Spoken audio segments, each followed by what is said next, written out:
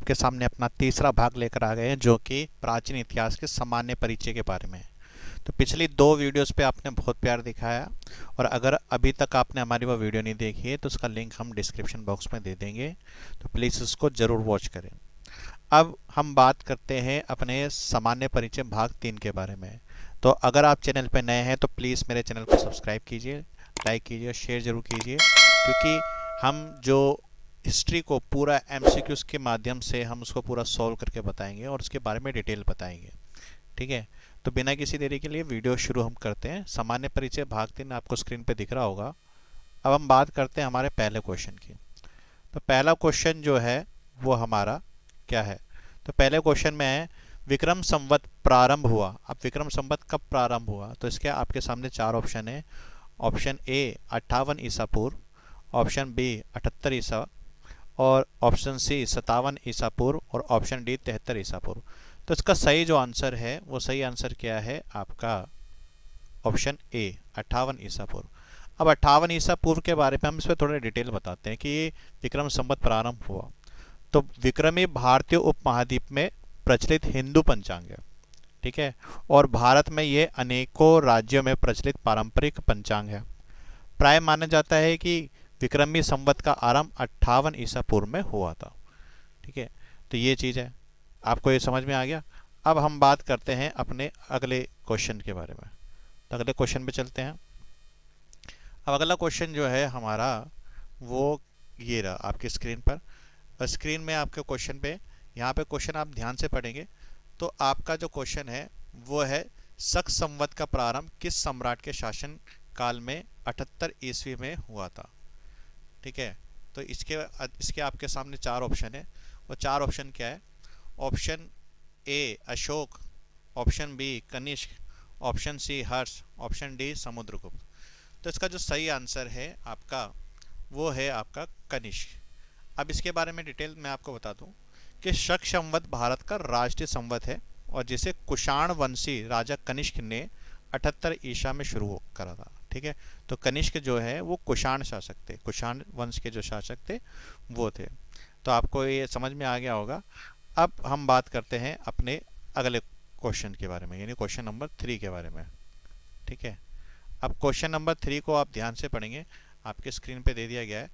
अब इस अब हम बात करते हैं, भारत का राष्ट्रीय पंचांग किस संवत पर आधारित है?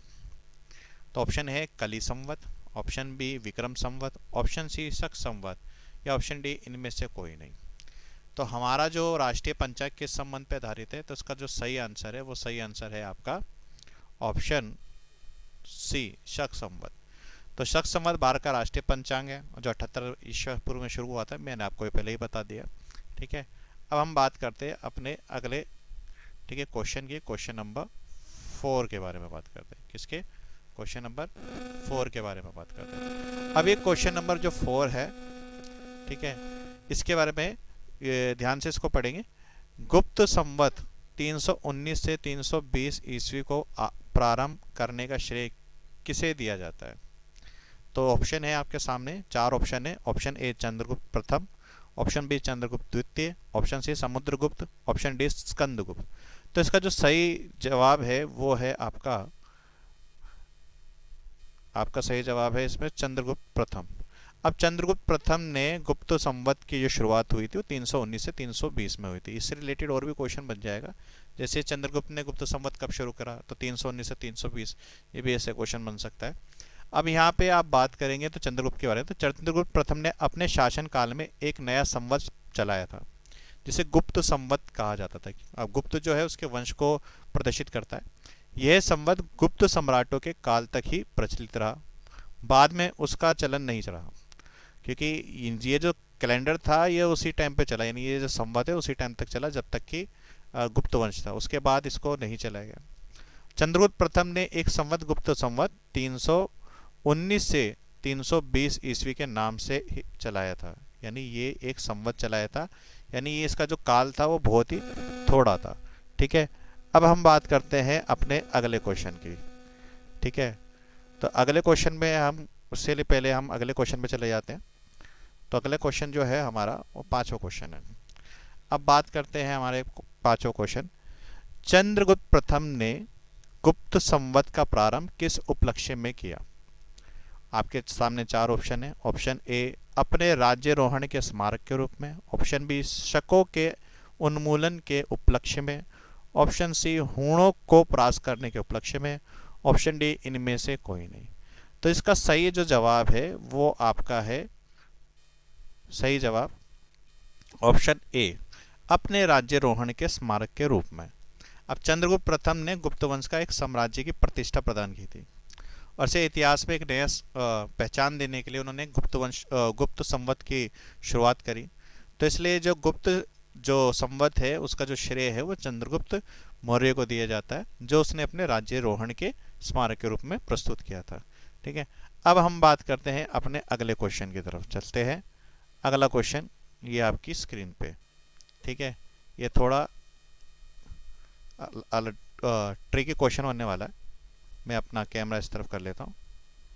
ठीक है, अब यहाँ पे हम बात करते हैं कि निम्नलिखित कथनों पर विचार कीजिए तथा नीचे दिए गए कूट से सही उत्तर दीजिए। तो ये आपके पास चार स्टेटमेंट दे रखी है, क्वेश्चंस की चार स्टेटमेंट दे रखी है। इन चार स्टेटमेंट में से कौन सा सही आंसर है वो बताना है। पहले तो चार स्टेटमेंट ध्यान से पढ़ेंगे हम। ठीक है, तो क्या है कि निम्न कथनों पर विचार कीजिए तथा नीचे दिए गए कूट से सही उत्तर चुनिए।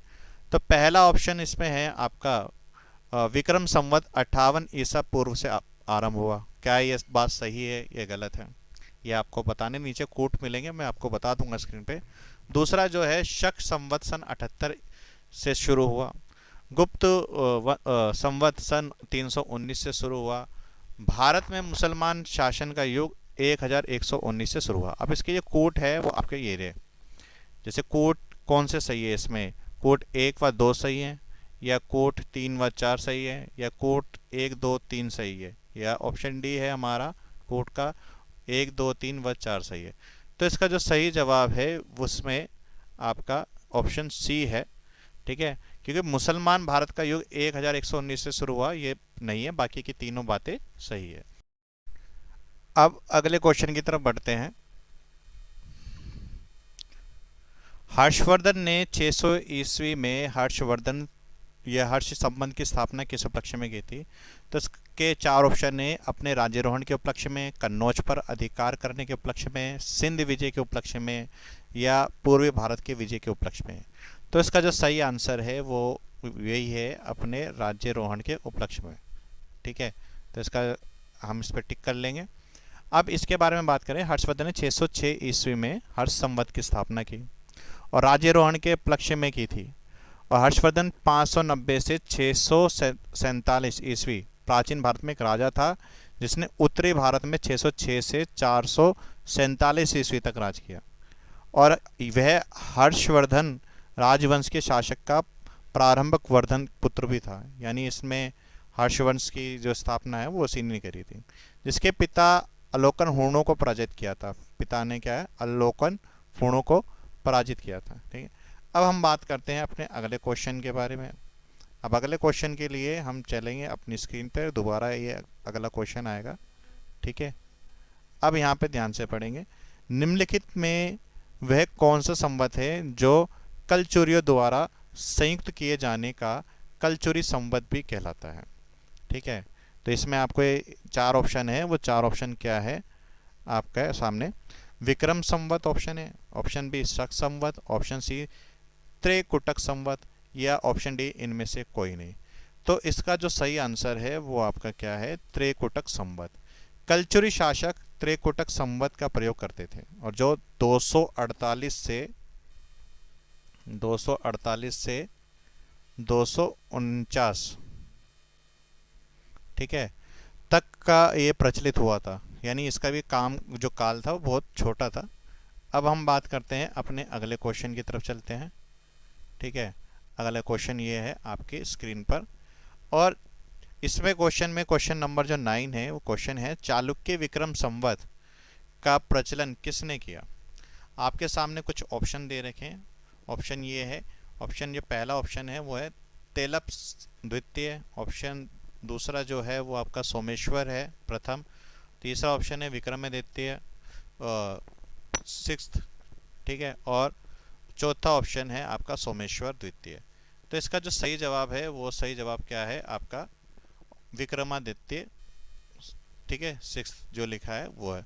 तो विक्रमादित्य 6 जो है 1076 से 1126 ईस्वी पश्चिमी चालुक्य शासक था, ठीक है। तो आपको ये याद रखना पड़ेगा, चालुक्य शासक था। वे अपने बड़े भाई सोमेश्वर द्वितीय को अभ्यस्त कर गद्दी पर बैठा और चालुक्य विक्रम संवत उसके शासन रूढ़ होने पर आरंभ किया गया था। क्वेश्चन 10 आपकी स्क्रीन पर मौजूद है। इसमें है निम्नलिखित में से किसे एक नए संवत चलाने का यश प्राप्त है। तो आपके सामने 4 ऑप्शन है, धर्मपाल, देवपाल, विजय सेन और लक्ष्मण सेन। तो इसका सही जवाब है वो आपका लक्ष्मण सेन। क्या है? लक्ष्मण सेन। अब लक्ष्मण सेन 1119 ईस्वी में राजा बने और उसी वर्ष लक्ष्मण संवत की स्थापना भी की, जिसका इस्तेमाल बंगाल और बिहार में कम से कम 400 वर्ष तक किया जाता था। देखो इतने सारे संवत बन चुके हैं। कौन कौन से संवत हो गए? लक्ष्मण वंश, लक्ष्मण जो है सेन ने एक वंश चलाया था, ठीक है, जिसको लक्ष्मण संवत बोलते हैं। हर्ष संवत चला, गुप्त संवत चला, विक्रम संवत चला, शक संवत चला। तो इतने सारे संवत चल चुके हैं, ठीक है। तो आज की वीडियो यहीं ख़त्म होती है। और अगर अभी तक आपने हमारे चैनल को सब्सक्राइब नहीं किया तो प्लीज़ सब्सक्राइब कीजिए, क्योंकि हम जितने भी पॉसिबल जो क्वेश्चंस हो सकते हैं जो एग्ज़ाम में आते हैं वो उनके लिए काफ़ी हेल्पफुल रहने वाली है वीडियो।